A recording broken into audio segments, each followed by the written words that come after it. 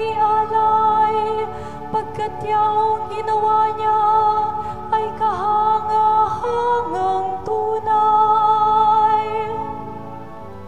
Sa sariling lakas niya at taglay na kabanalan, walang hirap na natamo, yaong hangad na tagumpay.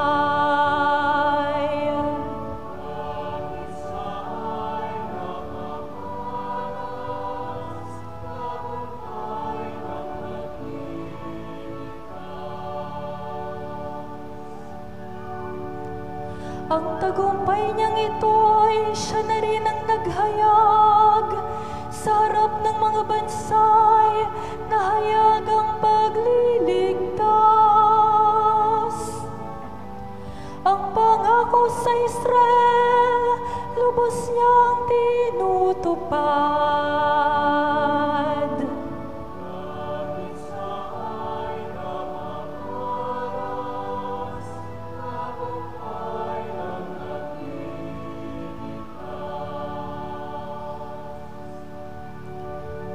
Tapat siya sa kanila at ang pag-ibig ay wagas.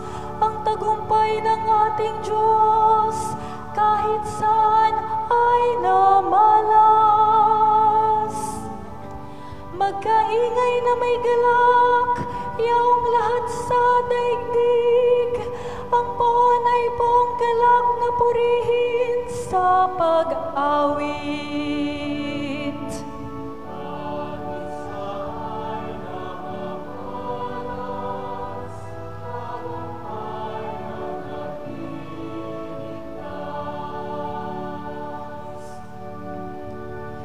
Sa saliw ng mga lira, iparinig yaong tugtog, at ang poon ay purihin ng tugtuging maalindog.